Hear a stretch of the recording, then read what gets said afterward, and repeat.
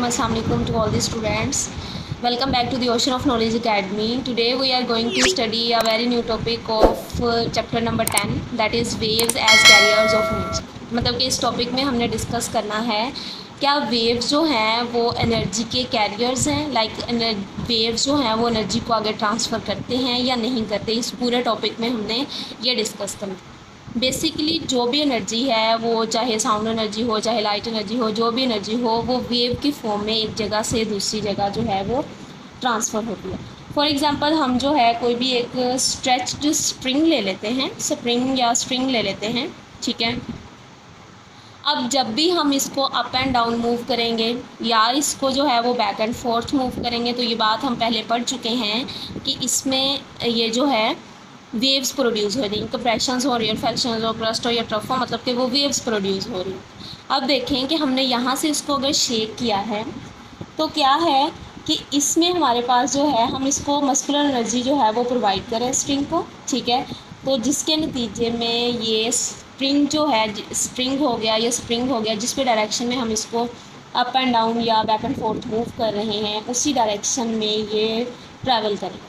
अब वो वाइब्रेटिंग जो फोर्स होगी वो बेसिकली क्या है, वाइब्रेटिंग फोर्स जो है वो नॉर्मल जो स्प्रिंग था या स्ट्रिंग था उसके अंदर क्या होगी, डिस्टर्बेंस होगी पार्टिकल्स, ठीक है। पहले वो बिल्कुल स्ट्रेट फॉर्म में थे फॉर एग्जांपल, ठीक है। जैसे हमने उसको अप एंड डाउन मूव किया तो इसके पार्टिकल्स के अंदर जो है वो डिस्टर्बेंस आ गई और कोई भी जो डिस्टर्बेंस है वो वेव को प्रोड्यूस करेगी, ठीक है। फिर वेव्स इसमें जो है वो प्रोड्यूस हो जाएंगे और उसके जो पार्टिकल्स हैं वो मोशन में आ जाएंगे।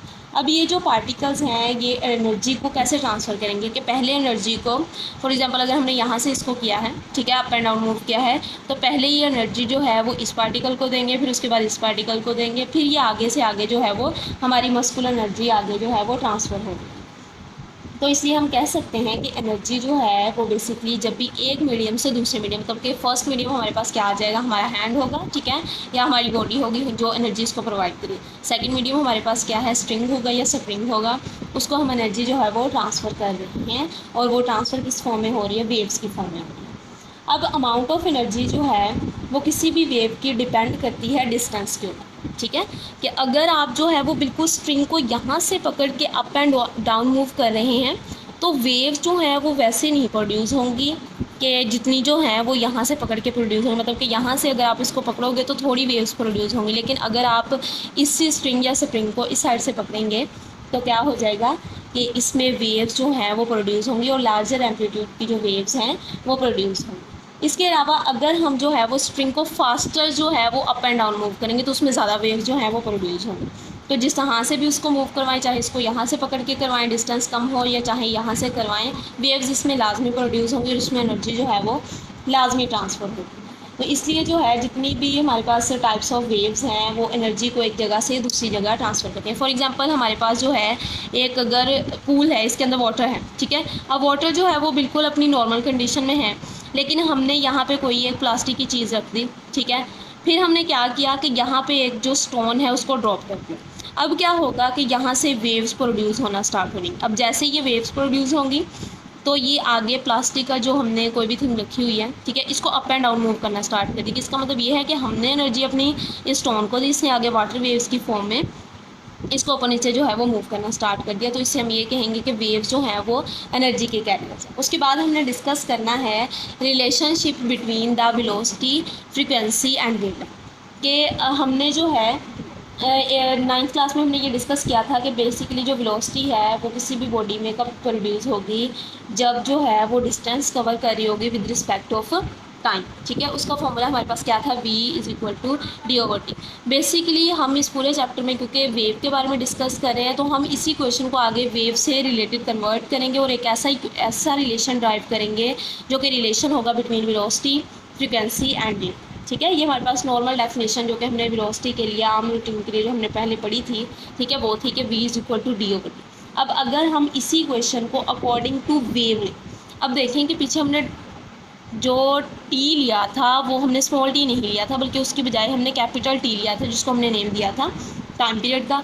और जो हमने डिस्टेंस लिया था, जैसे देखें कि इसके दरमियान में और इसके दरमियान में जो हमने डिस्टेंस लिया था वो d नहीं लिया था, बल्कि टेंस था वो हमारे पास, हमने डी के बजाय हमने क्या लिखना है यहाँ पे लैम्डा, मतलब कि डी इक्वल आ जाएगा हमारे पास किसके, लैम्डा के इक्वल आ जाएगा। अब जो है आपने यही इसी इक्वेशन को आपने कन्वर्ट कर देना है इस फॉर्म में, मतलब कि डी के बजाय हम लैम्डा पुट कर देंगे और टी के बजाय कैपिटल टी पुट कर देंगे। तो इसी इक्वेशन को दोबारा जब लिखेंगे तो वी इक्वल आ जाएगा हमारे पास लैम्डा ओवर कैपिटल टी।